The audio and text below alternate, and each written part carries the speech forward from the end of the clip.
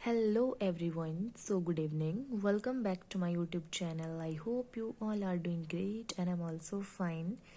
So, today's topic about tablet compression defect. जब आप लोग टैबलेट कंप्रेशन करते हो, अपने टैबलेट को कंप्रेस करते हो, उस टाइम ड्यूरिंग कंप्रेशन क्या क्या प्रॉब्लम आपके टैबलेट में आ सकती है, क्या क्या डिफेक्ट्स आपके टैबलेट में आ सकते हैं। अगर वो डिफेक्ट आपके टैबलेट में आ रहे हैं तो उस डिफेक्ट को आने का रीज़न क्या है, किसकी वजह से वो जो डिफेक्ट्स आ रहे हैं आपकी टैबलेट में। अगर कोई डिफेक्ट आ रहा है, कोई प्रॉब्लम आ रही है, तो हम उसको कैसे ओवरकम कर सकते हैं, कैसे हम उस प्रॉब्लम को रिड्यूस कर सकते हैं, कैसे कम कर सकते हैं। तो ये मैं आज आपको इस टॉपिक में बताऊंगी। तो उसमें से सबसे पहले आपको ये पता होना चाहिए कि क्या क्या डिफेक्ट्स आपकी टैबलेट में आ सकते हैं। तो देखो, capping and lamination. Capping and lamination आपकी टैबलेट में ये प्रॉब्लम आ सकती है। सेकंड हो गया आपका sticking and picking. Sticking and picking problem भी आपकी टैबलेट में आ सकती है। Third one is your mottling. Mottling भी आपकी टैबलेट में ये प्रॉब्लम आ सकती है। पुअर फ्लो हो सकता है पाउडर का एंड डबल इम्प्रेशन हो सकता है। हार्डनेस वेरिएशन आ सकती है, हार्डनेस कभी कम हो रही, कभी ज़्यादा हो रही, हार्डनेस वेरिएशन आ सकती है। आपके पंच में वेरिएशन हो सकता है, वेट वेरिएशन हो सकता है। ये कुछ डिफेक्ट्स होते हैं जो आपकी टैबलेट में आते हैं। तो हम लोग स्टार्ट करेंगे कैपिंग एंड लेमिनेशन से। So let's start. तो आपको पता होना चाहिए कि कैपिंग और लेमिनेशन क्या होती है। कैपिंग मीन्स पार्शियल और टोटल सेपरेशन ऑफ टॉप और bottom portion of the tablet. जो आपकी टैबलेट होगी वो टैबलेट नहीं तो पार्शियली या वो टोटली उसका जो बॉटम होगा या उसका जो टॉप होगा उसमें सेपरेशन हो जाएगी, वो दो पार्ट्स में डिवाइडेड हो जाएगा। जो आपका टॉप पोर्शन होगा और जो बॉटम पोर्शन होगा आपके टैबलेट का, वो क्या होगा, पार्शली और टोटली सेपरेट हो जाएगा। उसको बोलेंगे कैपिंग। एंड लेमिनेशन क्या होता है, separation of tablet into two और मोर लेयर्स। तो जो आपकी टैबलेट होगी उसमें सेपरेशन होगा, वो सेपरेट हो जाएगी दो या दो से ज़्यादा लेयर्स में, तो उसको बोलेंगे लेमिनेशन। अब मैं आपको बताऊंगी कि क्या रीज़न थे जिसकी वजह से ये प्रॉब्लम आई। ये आपकी फॉर्मुलेशन में भी प्रॉब्लम हो सकती है, ये आपकी मशीनरी में भी प्रॉब्लम हो सकती है। तो मैं आपको बताती हूँ। अगर आपकी टैबलेट में कैपिंग और लेमिनेशन प्रॉब्लम, अगर फॉर्मुलेशन रिलेटेड कोई इशू, अगर आपकी फॉर्मुलेशन में कोई प्रॉब्लम है तो वो क्या क्या प्रॉब्लम हो सकती है। First one is your entrapment of air in granules. हो सकता है कि आपके जो ग्रेन्यूल्स हैं उस ग्रेन्यूल्स में एयर एंट्रैप कर गई हो। एंड लेस बाइंडर, और हो सकता है कि आपने उसमें बहुत कम बाइंडर यूज़ किया हो, बाइंडर की क्वांटिटी कम रह गई हो, उसकी वजह से भी लेमिनेशन एंड कैपिंग प्रॉब्लम आ सकती है। और लार्ज साइज़ ऑफ ग्रेन्यूल्स, आपके जो ग्रेन्यूल का जो साइज़ होगा वो हो सकता है ज़्यादा बड़ा साइज़ रह गया हो, जिसकी वजह से आपकी जो डाई है वो अच्छे से फिल नहीं हो रही है, इम्प्रॉपर डाई फिलिंग होती है। एंड मोर फाइन ग्रेन्यूल्स, अगर आपके ग्रेन्यूल्स का साइज़ ज़्यादा बड़ा है तो भी प्रॉब्लम आ सकती है। अगर बहुत ही ज़्यादा फाइन ग्रेन्यूल है, बहुत फाइन पाउडर है, उसकी वजह से भी कैपिंग एंड लेमिनेशन प्रॉब्लम आ सकती है। अगर आपके टैबलेट में मॉइस्चर ही नहीं होगा, मॉइस्चर कंटेंट बहुत कम होगा, उसकी वजह से भी ये प्रॉब्लम हो सकती है। अगर आप लुब्रिकेंट की जो कंसंट्रेशन है वो भी कम कर देते हो, उसकी वजह से भी आपकी कैपिंग एंड लेमिनेशन प्रॉब्लम आएगी। अगर उसका लुब्रिकेंट के मिक्सिंग भी अगर अच्छे से प्रॉपर मिक्सिंग नहीं हुई हो तो भी ये प्रॉब्लम आ सकती है। तो ये कुछ इश्यूज थे जो फॉर्मुलेशन रिलेटेड इशू हैं, फॉर्मुलेशन में कोई प्रॉब्लम हो तो। अब अगर मैं बात करूं मशीन रिलेटेड इशू, अगर हो सकता है कि आपकी मशीन से रिलेटेड कोई इशू हो तो मशीन से रिलेटेड इशू की बात करूं तो हो सकता है आपका डीप कनकेव टूलिंग होगी, उसकी वजह से भी ये प्रॉब्लम आ सकती है। And high pressure, high pressure, अगर ज़्यादा प्रेशर अगर आप अप्लाई करते हो उसकी वजह से भी आ सकती है। अगर आप अपनी मशीन की जो स्पीड है वो भी ज़्यादा इंक्रीज़ करोगे स्पीड तो भी हो सकता है। उसका जो ड्वेल टाइम है उसको बहुत कम कर दोगे, लेस ड्वेल टाइम होगा, उसकी वजह से भी होगा। स्वाइप ऑफ ब्लेड, अगर स्वाइप ऑफ ब्लेड होता है तो भी हो सकती है। एंड अगर अब आपको क्या करना है, अगर ये problem capping and lamination problem को प्रिवेंट करना है, रोकना है, उसकी करेक्शन के लिए आप क्या चीज़ें कर सकते हो। सबसे पहले तो उसके लिए आपको reduce the percentage of fine granules. अगर आपका ग्रेन्यूल का जो साइज है वो बहुत फाइन ग्रेन्यूल्स है, बहुत फाइन पाउडर है, तो उस फाइन पाउडर को पहले रिड्यूस करो। And replacement of defective punches and die, आप रिप्लेस करो जो डिफेक्टिव आपके पंच होंगे, आपके डाइज होंगी, उनको क्या करो, रिप्लेस करो। एंड अपने बाइंडर की क्वांटिटी बढ़ाओ।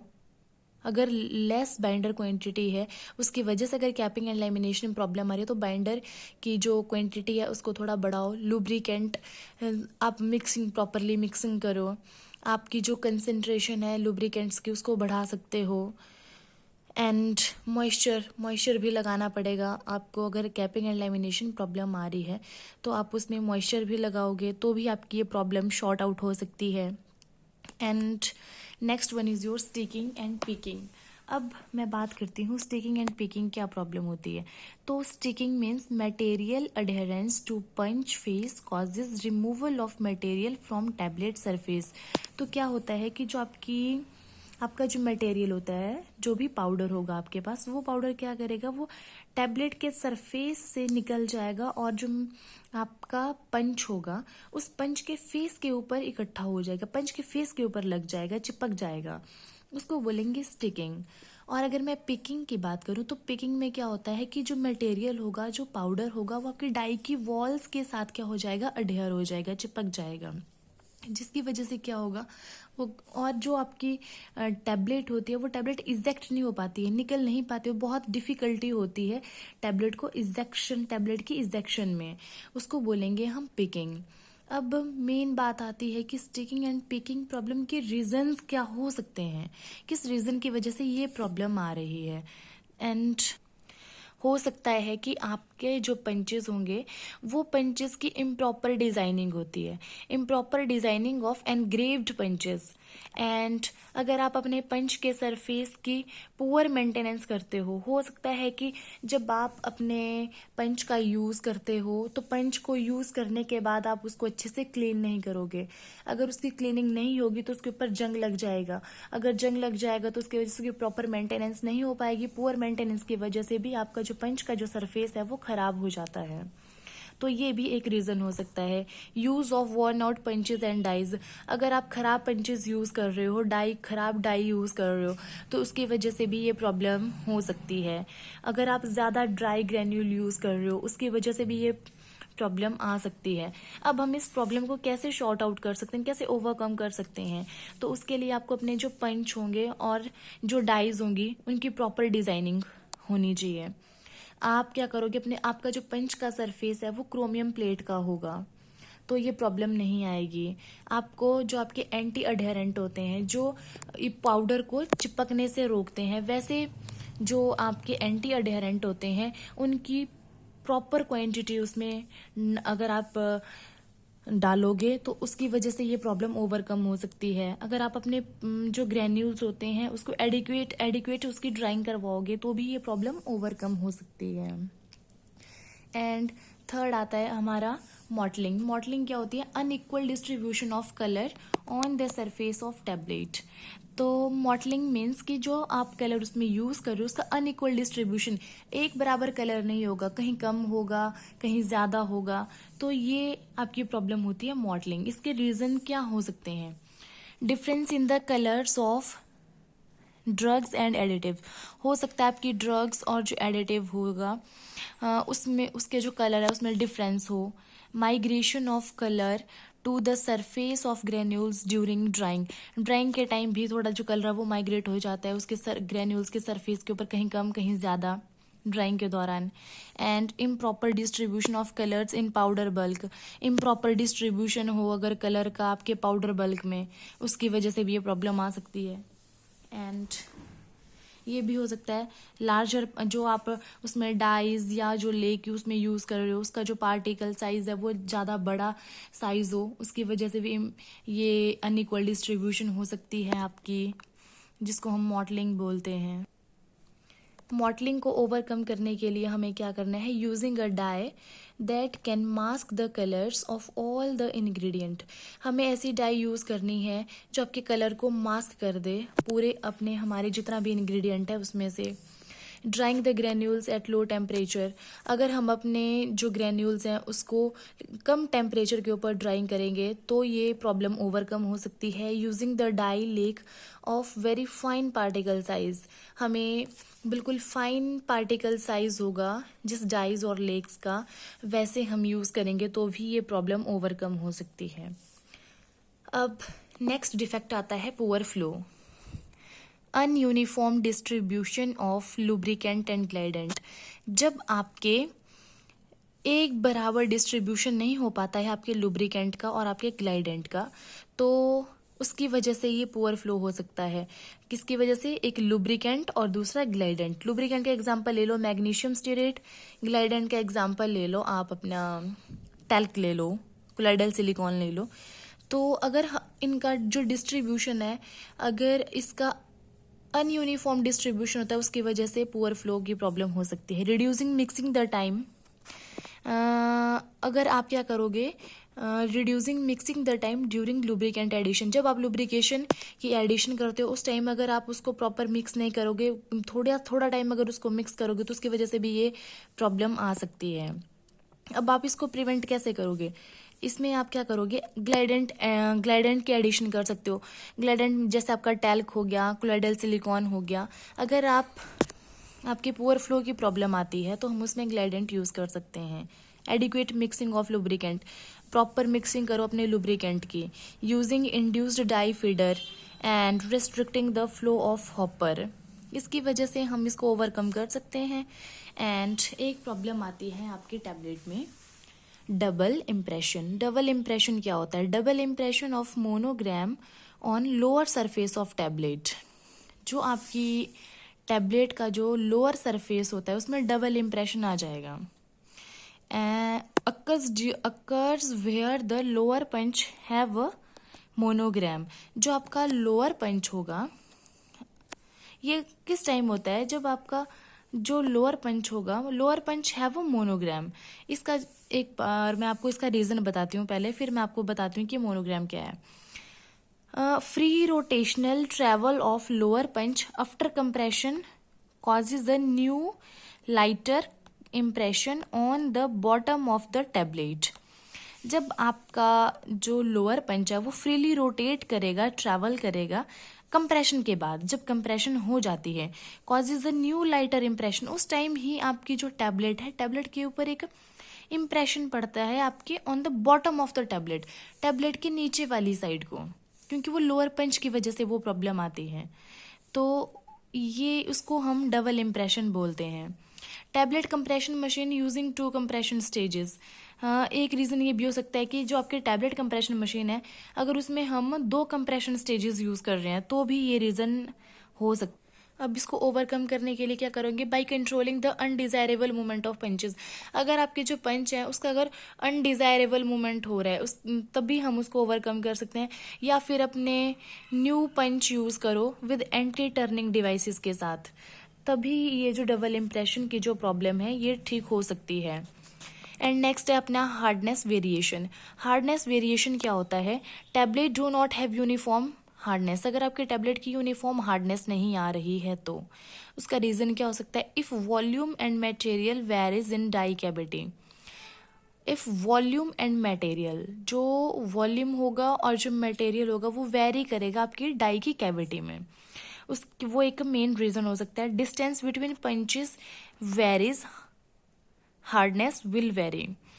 अगर आपके जो पंच होगा, पंच के बीच में अगर डिस्टेंस होगा, डिस्टेंस बिटवीन पंचेस, आपके पंचेस के बीच में अगर डिस्टेंस होता तो उसकी वजह से भी आपकी हार्डनेस वेरी कर सकती है, कम ज़्यादा हो सकती है। तो आपको उसके लिए क्या करना होगा, अपने जो पंच है उसका जो डिस्टेंस है उसको कम करना पड़ेगा। पंच वेरिएशन, पंच वेरिएशन वो जो ये प्रॉब्लम थी अब इसके बारे में ही है। Punch variation, difference in punch length, punch की लेंथ में भी वेरिएशन हो सकती है। Reason, lower punch of unequal length, हो सकता है जो लोअर पंच है उसकी लेंथ इक्वल ना हो। Unequal length changes die cavity fill volume, क्योंकि उसकी वजह से क्या होगा कि जो डाई होगी, डाई की कैविटी होगी वो एक बराबर फिल नहीं कर पाएगी पाउडर को। उसकी वजह से भी ये पंच वेरिएशन प्रॉब्लम आ सकती है। उसके लिए प्रिवेंशन के लिए क्या करना पड़ेगा, using good punches with uniform dimension and die control program. तो उसके लिए हमें अच्छे पंचेस का यूज़ करना पड़ेगा और जिसके डायमेंशन बिल्कुल यूनिफॉर्म हो, उसकी लेंथ यूनिफॉर्म हो, उसका डायामीटर यूनिफॉर्म हो, ये सारी चीज़ें देख करके तो तभी हम पंच वेरिएशन को ओवरकम कर सकते हैं। And next one is your weight variation. Weight variation means tablet will not have uniform weight. अगर आपकी जो टैबलेट होगी उसका जो वेट है वो यूनिफॉर्म वेट नहीं होगा तो उसको हम वेट वेरिएशन बोलते हैं। रीज़न क्या हो सकता है, अगर आपके ग्रेन्यूल्स का फ्लो बहुत पुअर होगा, उसकी वजह से मेन रीज़न होता है poor flow. Non uniform particle size distribution of granule, अगर आपके ग्रेन्यूल का पार्टिकल साइज भी यूनिफॉर्म नहीं होगा, सेम नहीं होगा, उसकी वजह से भी वेट वेरिएशन प्रॉब्लम आ सकती है। प्रेजेंस ऑफ एक्सेसिव फाइन, हो सकता है कि जो आपका पाउडर है वो बहुत ही ज़्यादा फाइन हो, उसकी वजह से भी वेट वेरिएशन हो सकता है। इसको ओवरकम कैसे कर सकते हैं, इसको ओवरकम करने के लिए हमें using proper concentration of lubricant and glidant बहुत बड़ा रोल रहता है हमारी टैबलेट कंप्रेशन में, आपके ग्लाइडेंट और लुब्रिकेंट का। अगर आपके ग्लाइडेंट और लुब्रिकेंट का अगर उसकी प्रॉपर मिक्सिंग भी ना हुई हो या उसमें कम ज़्यादा अगर हमने ग्लाइडेंट और लुब्रिकेंट ऐड किए हो तो उसकी वजह से भी ये प्रॉब्लम्स आ सकती हैं। तो हमें लुब्रिकेंट और जो ग्लाइडेंट है उसकी प्रॉपर कंसेंट्रेशन हमें यूज़ करना होती है अपने टैबलेट में bye uniform size distribution of granules. और हमें यूनिफॉर्म साइज रखना होता है, पार्टिकल साइज ऐसा नहीं कि कोई पार्टिकल का साइज ज़्यादा बड़ा है, किसी का साइज बहुत फाइन है, बहुत फाइन पाउडर है, तो उसकी वजह से भी ये प्रॉब्लम आ सकती है। Decrease the proportion of fine, तो हमें क्या करना है, डिक्रीज करना है अपने फाइन का जो प्रपोर्शन है उसको बिल्कुल डिक्रीज कर देना है, उसकी वजह से हम ये प्रॉब्लम ओवरकम कर सकते हैं। सो आई होप आपको आज का वीडियो अच्छा लगा होगा। अगर आपको ये वीडियो पसंद आई तो वीडियो को लाइक करना, शेयर करना और चैनल को सब्सक्राइब करना ना भूलें। Thank you so much. ये देख लीजिए आप एक बार, sticking and picking and capping and lamination. So thank you.